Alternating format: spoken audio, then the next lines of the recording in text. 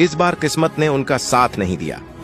Flight 518 ने take off तो कर लिया, लेकिन जैसे ही प्लेन बादलों के बीच गया, पायलट्स को कुछ समझ नहीं आया।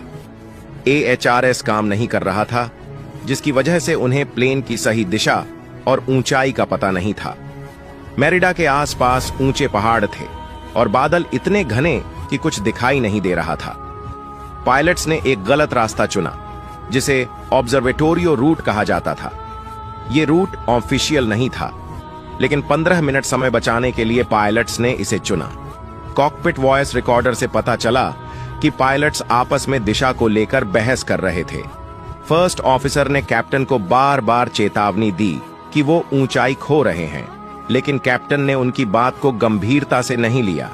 अचानक ground proximity warning system GPWS ने अलार्म बजाना शुरू किया। पायलट्स को एहसास हुआ कि वो पहाड़ की ओर जा रहे थे। कैप्टन ने प्लेन का नोज ऊपर उठाने की कोशिश की, लेकिन तब तक बहुत देर हो चुकी थी। फ्लाइट 518 एक 13,400 फीट ऊंचे पहाड़, जिसे इंडियन फेस कहा जाता था, से टकरा गई। टक्कर इतनी जोरदार थी कि प्लेन पूरी तरह चकनाचूर हो गया। सोचिए, सिर्फ 28 सेकंड और इंतजार करने से शायद यह हादसा टल सकता था, लेकिन जल्दबाजी ने सब कुछ बर्बाद कर दिया। 22 फरवरी को रेस्क्यू टीमें हादसे की जगह पर पहुंची। फायर फाइटर सार्जेंट जॉनी पाज ने कहा, प्लेन पूरी तरह बिखर चुका है, कोई जिंदा नहीं बचा। सभी 46 लोग, 40 वेनेजुएलानी, 5 कोलंबियाई और 1 अमेरिकी इस हादसे में मारे गए। रेस्क्यू ऑपरेशन में ब्लैक बॉक्स मिला, जिससे जांच शुरू हुई। जांच में साफ हुआ कि यह हादसा पायलट्स की गलती थी। उनकी जल्दबाजी, चेकलिस्ट स्किप करना और ओवर कॉन्फिडेंस इस त्रासदी की मुख्य वजह थी।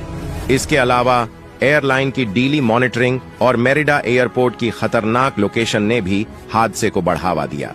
इस हादसे के बाद अल्बर्टो कार्नेवल्ली एयरपोर्ट को कमर्शियल फ्लाइट्स के लिए खतरनाक मानकर बंद कर दिया गया। यह हादसा वेनेजुएला के एविएशन इतिहास में एक काला अध्याय बन गया। दोस्तों, सांता बारबरा फ्लाइट 518 का हादसा हमें कई बड़े सबक देता है। पहला, जल्दबाजी कभी भी अच्छी नहीं होती। दूसरा, ओवर कॉन्फिडेंस हमें गलत फैसले लेने पर मजबूर करता है। और तीसरा, सेफ्टी प्रोटोकॉल्स को कभी भी नजरअंदाज नहीं करना चाहिए। सोचिए, उन 46 लोगों के परिवारों पर क्या बीती होगी। बच्चों ने अपने माता पिता खोए, माता पिता ने अपने बच्चे। ये हादसा सिर्फ एक प्लेन क्रैश नहीं, बल्कि कई जिंदगियों का अंत था। हमें अपनी जिंदगी में भी ये याद रखना चाहिए कि सेफ्टी पहले आती है, चाहे वो ड्राइविंग हो